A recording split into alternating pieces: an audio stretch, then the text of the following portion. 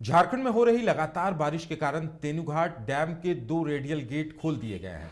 विभाग की तरफ से बताया गया कि दामोदर नदी पर स्थित तेनुघाट जलाशय का पानी लगभग 8,915.36 फीट बढ़ने की संभावना है, जिसे देखते हुए जलाशय के 2 रेडियल गेट खोले गए हैं, जबकि जलाशय में 865 फीट रखने की क्षमता है, जबकि वर्तमान वक्त में 852 फीट ही पानी रखा जाता है। वहीं 882 फीट खतरे के निशान तक पहुंचने की निशानी बताई जाती है। वहीं 2 गेट खोले जाने के बाद नदी में पानी का बहाव 891,815.252.28 क्यूबिक मीटर प्रति सेकंड हो गया है।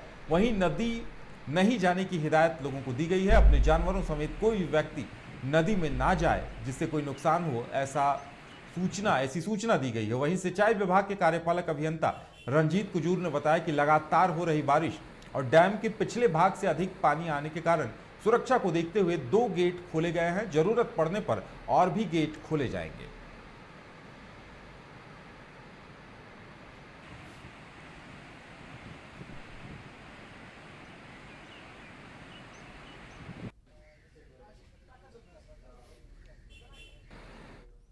कटिहार हजारीबाग में हो रहे 15वीं स्टेट आर्चरी चैंपियनशिप के दूसरे दिन खेल समाप्त हुआ। हालांकि भारी बारिश में थोड़ी विघ्न बाधा भी पड़ी, परंतु खिलाड़ियों का उत्साह चरम पर दिखा। भारी बारिश के बावजूद खेल जारी रखा गया। हजारीबाग आरसी संगठन के जनरल सेक्रेटरी मनोज कुमार ने बताया कि ऐसे आयोजन की वजह से स्थानीय खिलाड़ियों को बहुत फायदा होने वाला है। मौसम बेहद खराब रहा, इसके बावजूद भी खेल जारी रखा गया और खेल अपने नियमों और वक्त के हिसाब से चलता दिखा। सबसे पहले तो मैं बधाई देना चाहता हूँ बाइस्कोप टीम को और उनके संवाददाता को कि इतने मूसलाधार बारिश में भी वो अपने रिपोर्टिंग करने के लिए जीरो ग्राउंड पे उपस्थित हुए हैं। और जहाँ तक सवाल है बच्चों का, तो विभिन्न जिलों से आए हुए खिलाड़ी इस मूसलाधार बारिश में नियंत्रण अपने पदक की ओर बढ़ने के लिए प्रयास कर रहे हैं और इसी प्रतियोगिता में विजेता खिलाड़ी राष्ट्रीय स्तर पे भाग लेने के लिए चयन भी प्रक्रिया की जा रही है। इतना भारी बारिश है, कैसे खेल रहे हैं लोग, कितना उत्साहित है बच्चे? एब्सोल्युटली मूसलाधार बारिश तो है ही, इसमें दो मत नहीं है, लेकिन एक खेल है और तीरंदाजी है, और तीरंदाजी में जो है सो लोग लगातार अपना लक्ष्य के ऊपर ही।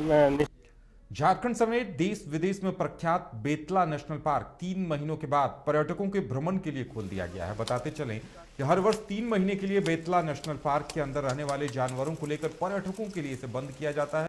पलामू टाइगर रिजर्व के डिप्टी डायरेक्टर समेत पदाधिकारी की उपस्थिति में पार्क को सैलानियों के लिए खोला गया है। वहीं दूसरी तरफ पर्यटकों के लिए बेतला नेशनल पार्क खोले जाने के बाद लोगों में काफी हर्ष का माहौल है। साथ ही बेतला नेशनल पार्क के प्रांगण में व्यवसाय करने वाले लोग, गाइड और वाहन चालकों में भी काफी खुशी का माहौल देखने को मिल रहा है। जैसे आप देख रहे हैं बहुत सारे लोग आए हुए हैं, बहुत सारे टूरिस्ट भी आए हुए हैं।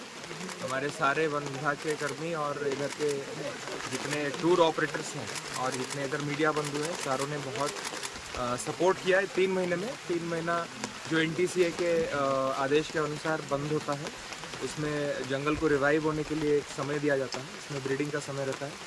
आज आप सबों के बीच हम लोग इसका उद्घाटन फिर से कर रहे हैं, तो आशा है कि जो टूरिस्ट आते हैं वो फॉरेस्ट के जितने भी आयाम हैं और जितने टाइगर रिजर्व के जितने एस्पेक्ट्स है उसके बारे में जानेंगे। बेतला नेशनल पार्क के मैनेजमेंट प्रक्रिया को भी इस बार हम लोग उनके पास लेकर के आएंगे, हमारे जितने टूरिस्ट गाइड है उनके द्वारा। जंगल अभी हरा भरा है, जंगल में सारे जितने जलाशय हैं वो भरे हैं। बहुत सारे एनिमल्स के नंबर में भी बढ़ोतरी हुई है। आगे के समय में भी हम लोग बहुत सारे इंटरवेंशंस कर रहे हैं और मुझे आशा है कि आगे के समय में बेतला नेशनल पार्क केवल झारखंड नहीं, भारत के one of the best national park के नाम पे जाना जाए। बोकारो थर्मल, चंद्रपुरा थर्मल, दामोदर घाटी निगम परिवार के कर्मचारी, अधिकारी, पंचायत प्रतिनिधि, स्कूली छात्र, CISF सभी अपने अपने इलाके के साफ सफाई अभियान को लेकर बाहर निकले। लोग अपने अपने तरीका से इस स्वच्छता अभियान में शामिल हुए। कार्यक्रम में शामिल कमांडर नकुल वर्मा ने बताया कि केंद्रीय औद्योगिक सुरक्षा बल चंद्रपुरा हमेशा लोगों की सहायता और एरिया की साफ सफाई के कार्यक्रम आयोजित कराता रहता है और लोगों का सहयोग भी मिलता है। आगे भी इस तरह के बड़े बड़े आयोजन किए जाएंगे और श्रमदान के जरिए लोगों को जागृत भी किया जाएगा। आज 1 अक्टूबर 2023, जैसा कि भारत सरकार के आदेशानुसार आज BTPS DVC प्रोजेक्ट में सवेरे 9:50 से हमारा जो है 11 बजे तक का ये कार्यक्रम स्वच्छता ही सेवा के अंतर्गत हम लोग आरंभ किए हैं। DVC ऑफिसर्स के साथ साथ हमारे सभी कर्मचारी एवं उपस्थित सभी दुकानदार। और गिरिडीह के धनवार में भारी बारिश से जनजीवन अस्त व्यस्त है। बुढ़वाडीह स्थित नौलखा डैम के बांध का एक हिस्सा भारी बारिश से टूट गया। डैम का एक भाग टूट जाने के बाद डैम का पानी तेज गति से बह निकला। बांध का पानी खेतों में भरने की वजह से किसानों की फसलों को काफी नुकसान हुआ है। साथ ही रोपा महुआ गांव जाने वाले लोगों को भारी दिक्कतों का सामना करना पड़ रहा है। धनवार के कई लोगों ने संवेदक पर लापरवाही का आरोप लगाया है। दरअसल नौलखा डैम का सौंदर्यीकरण का काम हो रहा है, जिसे लेकर डैम के बांध के किनारे लगाए गए बड़े बड़े पत्थरों को हटा दिया गया था। और बीते 2 दिनों से लगातार बारिश हो रही है, जिसके चलते नौलखा डैम के बांध का एक हिस्सा अचानक से टूट गया। ग्रामीणों ने आरोप लगाया है कि बांध के किनारे से पत्थर हटा दिए गए, इस वजह से बांध का एक हिस्सा कमजोर हो गया और पानी का दबाव झेल नहीं पाया और बांध के एक हिस्से को तोड़ते हुए पानी तेज गति से बह निकला, जिससे नदी में बाढ़ की स्थिति उत्पन्न हो गई है और खेतों में लगाए गए धान के फसल को भारी नुकसान हुआ है। ग्रामीणों ने उच्च अधिकारियों से जांच कर संवेदक पर कानूनी कार्रवाई की मांग की है। अब देखने वाली बात होगी कि अधिकारियों की तरफ से संवेदक पर क्या कुछ कानूनी कार्रवाई की जा सकती है। आप इन तस्वीरों को भी देखकर समझ सकते हैं कि किस तरह से बांध का पानी टूटने से किसानों की फसलों को नुकसान पहुंचा है और पानी का तेज बहाव लोगों के लिए मुसीबत का सबब बनता हुआ दिखाई दे रहा है। सुबह दिया है सारा धान। जी नीट एस्पिरेंट्स के सपने को पंख देने आ गया है कंप्लीट सॉल्यूशन इंस्टीट्यूट। यहाँ है smart classroom, 1-to-1 doubt clearing session, ask the expert, video solution और भी बहुत कुछ। मतलब हम करेंगे आपको गाइड, बनेंगे आपके mentor. Foundation classes from class 6 onwards for your bright future. Visit complete solution institute.